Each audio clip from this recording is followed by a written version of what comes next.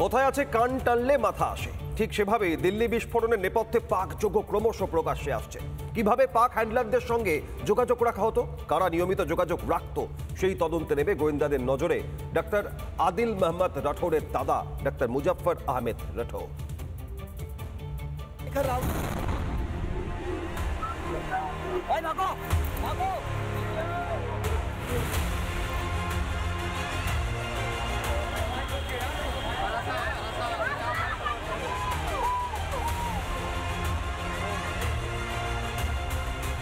দিল্লিতে আত্মঘাতী বিস্ফোরণের নেপথ্যে ডাক্তার উমর নবী, কিন্তু কার নির্দেশে? কোটি টাকার প্রশ্ন ছিল সেটাই।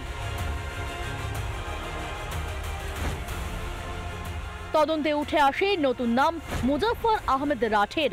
কে এই মুজাফফর? পুরো নাম মুজাফফর আহমেদ রাঠের, পেশায় চিকিৎসক।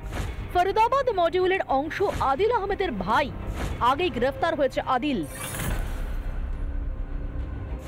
মুজাফফরের নির্দেশেই উমর নবী সে বিস্ফোরণ ঘটিয়েছিল দিল্লিতে, এমনই এখনো পর্যন্ত জানা যাচ্ছে। এবং এটাও জানা যাচ্ছে যে এই মুজাফফর মূলত দুবাই থেকে সন্ত্রাস পরিচালনা করত।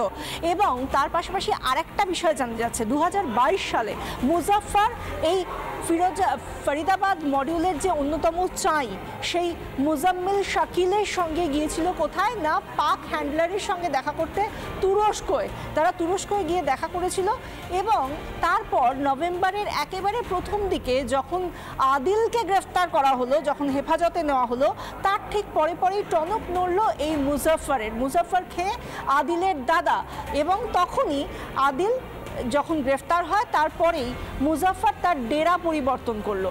এবং ডেরা পরিবর্তন করে এখনো পর্যন্ত যেটা সূত্রের খবর যে আফগানিস্তানে এখনো পর্যন্ত রয়েছে সে, সেই জন্যই তাকে নিজেদের হেফাজতে নেওয়ার জন্য ভারত ইতিমধ্যেই ইন্টারপোলের সাহায্য চেয়েছে।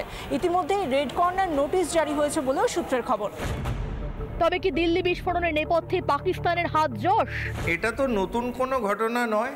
আমরা বারবার দেখে আসছি যে পাকিস্তান তাদের একটা অ্যান্টি ইন্ডিয়া ফিলিংস যেটা রয়েছে এবং তারা প্রতিশোধ নিতে চায়। তারাও চাইছে যে কাশ্মীরকে আলাদা করে দিতে হবে এবং সেই জন্যে এরকম প্রভোকেটিভ অ্যাকশন।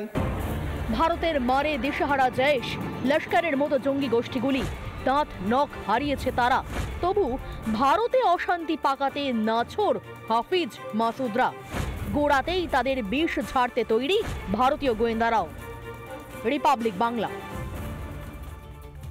নানা ধরনের কন্টেন্ট দেখার জন্য লাইক করুন, শেয়ার করুন আমাদের ফেসবুক পেজ, সাবস্ক্রাইব করুন আমাদের ইউটিউব চ্যানেল। পাশাপাশি অন্যান্য ব্রেকিং নিউজের জন্য অবশ্যই চোখ রাখুন রিপাবলিক বাংলায়।